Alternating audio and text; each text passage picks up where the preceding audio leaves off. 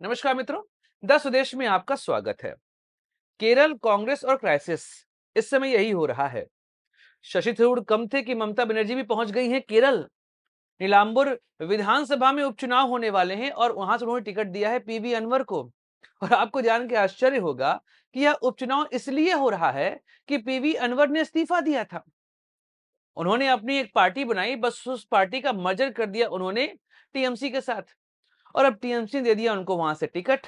और एक और बात जान के आश्चर्य होगी कि नीलांबुर विधानसभा क्षेत्र जो है वो आता है वायनाड के अंदर, जहां से कभी राहुल गांधी सांसद हुआ करते थे। आज वहां से सांसद है प्रियंका गांधी। ऐसे में लग रहा है कि ममता बनर्जी के लिए बीजेपी से बड़ी दुश्मन कांग्रेस है। इस विषय पर बात करना जरूरी है क्योंकि केरल में बहुत कुछ हो रहा है और ममता दीदी ऐसा क्यों कर रही हैं। नमस्कार दोस्तों, मैं सुधांशु, आप देख रहे हैं द स्वदेश। दोस्तों, द स्वदेश एक मंच है जहां पर हम निष्पक्ष पॉलिटिकल एनालिसिस करते हैं। अगर आपको हमारा पॉलिटिकल एनालिसिस पसंद आता है तो आप यूपीआई के माध्यम से हमारी मदद भी कर सकते हैं। बाकी हमारे चैनल को सब्सक्राइब करिए, वीडियो को लाइक करिए और वीडियो को शेयर जरूर करिए।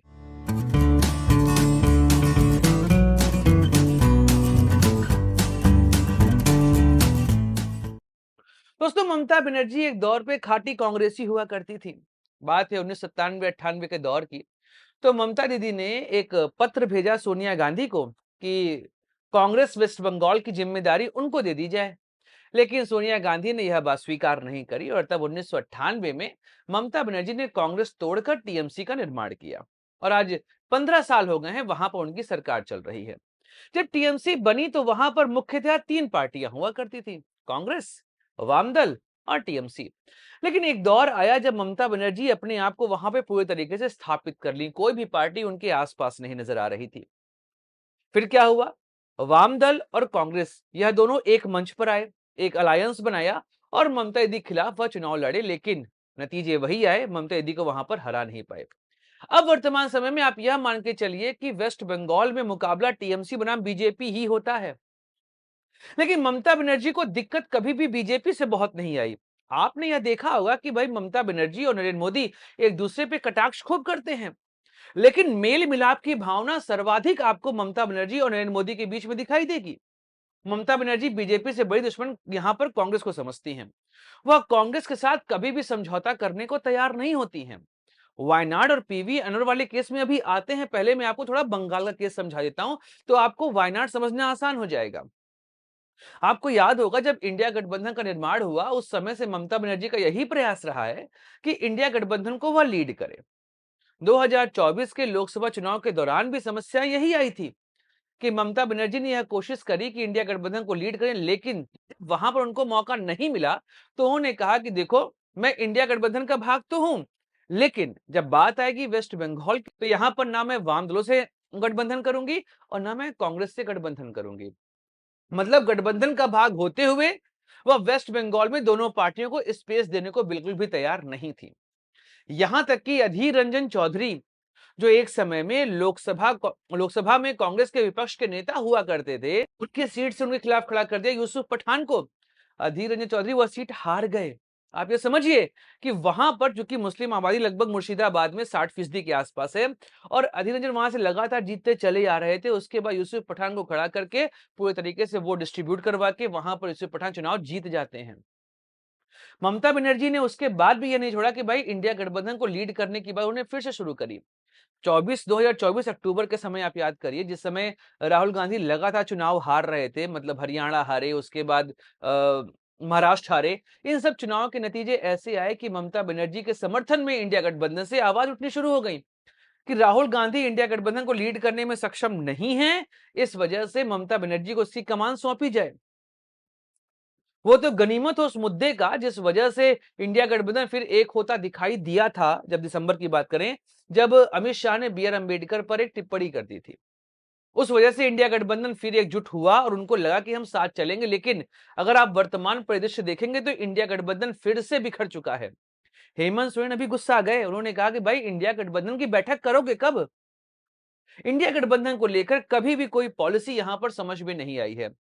अगर मैं ये देखूं कि भाई संविधान, दलित और आरक्षण, इन सब मुद्दों को छोड़ दिया जाए तो इंडिया गठबंधन कभी भी किसी मुद्दे पर एकजुट नहीं होता है। दिसंबर में एकजुट होने के पीछे का मुख्य कारण थे बी आर अम्बेडकर। और आप देखेंगे उसके बाद से कभी भी विपक्ष एकजुट नहीं हुआ है, क्योंकि जब-जब बातें ऐसी होंगी जहां पर संविधान आरक्षण और दलित मुद्दा नहीं उठेगा, इंडिया गठबंधन को अपना वोट बैंक भी देखना है। और प्रॉब्लम क्या आती है कि इंडिया गठबंधन के साथी अपने-अपने क्षेत्र में बहुत स्ट्रांग हैं और कांग्रेस एकमात्र ऐसी पार्टी है जो अपने गठबंधन के साथियों के वोट पर डिपेंड करती है। और कांग्रेस की वर्तमान राजनीति में मुस्लिम वोट बैंक बहुत प्रमुखता से दिखाई दे रहा है और जितनी भी इंडिया गठबंधन की पार्टियां हैं उन सभी के लिए मुस्लिम वोट बैंक प्रमुख है। आप उत्तर प्रदेश में समाजवादी पार्टी देखिए, बिहार में आरजेडी देखिए, जेएमएम देखिए झारखंड में, और वहीं पर वेस्ट बंगाल में ममता बनर्जी की पार्टी टीएमसी है।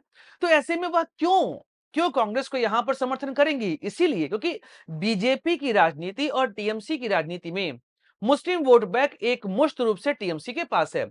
बीजेपी उसमें डेंट मार ही नहीं सकती, बीजेपी को एक वोट नहीं मिलने वाला।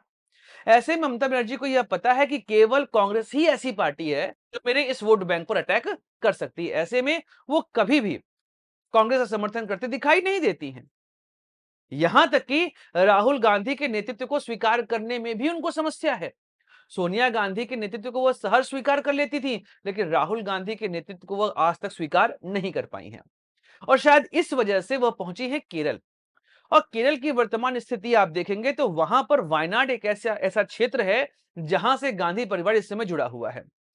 2019 में केसी वेणुगोपाल के कहने पर राहुल गांधी ने अमेठी छोड़ा और वो पहुंच गए कहां पर? वायनाड।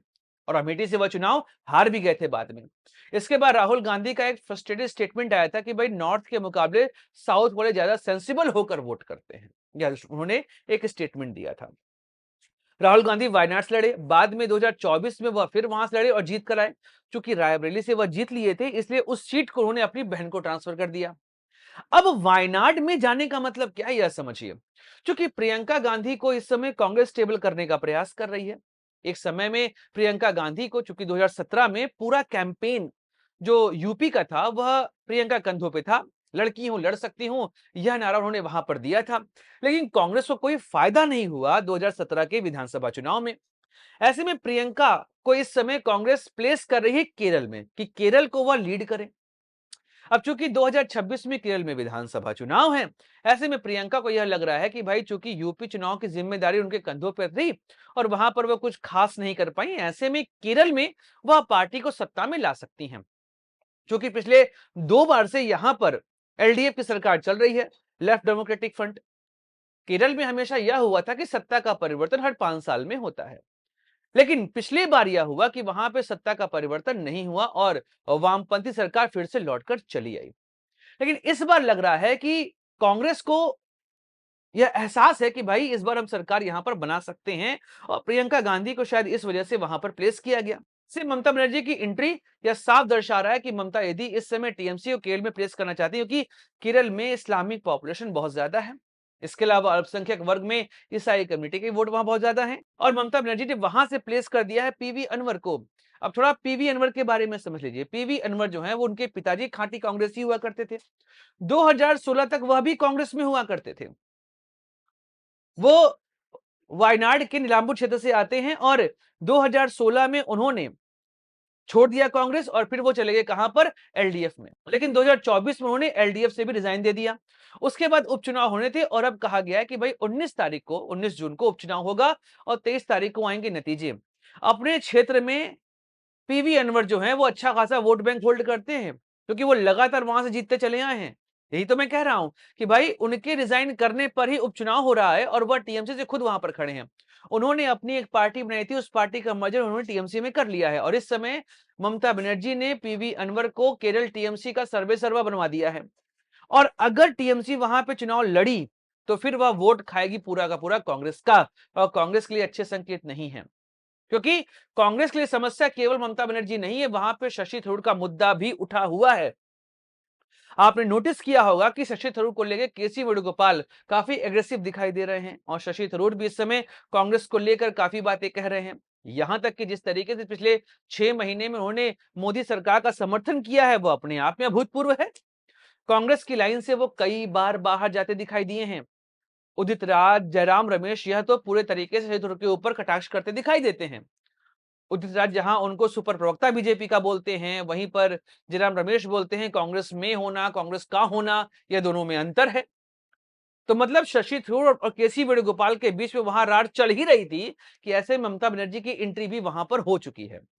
तो अब कांग्रेस को सोचना पड़ेगा कि वह कैसे वहां की राजनीति करेगी, क्योंकि अगर 23 तारीख को जो नीलांबुर क्षेत्र का नतीजा आएगा, वह बहुत बड़ा इफेक्ट डालेगा केरल के विधानसभा चुनाव जो कि 2026 में होना है। राहुल एक समय वहां से सांसद थे, इस समय प्रियंका सांसद हैं। इन दोनों को मिलकर कोई ऐसा काम करना पड़ेगा जिससे कि कांग्रेस 2026 में अपनी सत्ता स्थापित कर पाए और शशि थरूर को सही रोल देना पड़ेगा, अन्यथा केरल कांग्रेस के लिए वो समस्या खड़ी कर देंगे। अगर वो मान लीजिए एलडीएफ में चले गए या बीजेपी में आ गए, तो फिर कांग्रेस के लिए बहुत बड़ी समस्या हो जाएगी। एक ऐसा नेता जो बोलने में अच्छा है, जिसकी पॉलिटिकल स्ट्रेटजी काफी शानदार है, और जिस तरीके से साइड लाइन हो रहा है, यह अच्छे संकेत नहीं दे रहा है। जितने कटाक्ष इस समय कांग्रेस की ओर से शहीद थरूर के ऊपर हो रहे हैं, वह बिल्कुल भी नहीं होने चाहिए थे। अभी तो सलमान खुर्शीद ने भी एक बात कह दी, इसको लेकर भी बवाल मचने वाला है। तो कांग्रेस के अंदर जो समस्याएं हैं, उनको कांग्रेस अगर दूर नहीं करेगी, तो फिर केरल के अंदर सरकार बना पाना नियर बाई उनके लिए इम्पॉसिबल होने वाला है। और ममता दीदी जिस तरीके से कांग्रेस के पीछे पड़ी हुई हैं, चाहे इंडिया गठबंधन के अंदर हो, चाहे बंगाल के अंदर हो, और अब केरल में भी वह पहुंच गई हैं। तो अब इसका इलाज ढूंढना पड़ेगा कांग्रेस को। अब देखते हैं आने वाले समय में क्या होता है। लेकिन हाँ, टीएमसी का केरल में एंट्री राजनीति को इंटरेस्टिंग कर गया है। दोस्तों, वीडियो समाप्त करते हैं, मिलेंगे अगले वीडियो में, चर्चा करेंगे किसी और मुद्दे की। अपने दोस्त सुधांशु को दीजिए इजाजत। Like share subscribe the channel. जय हिंद, वंदे मातरम, भारत माता की जय।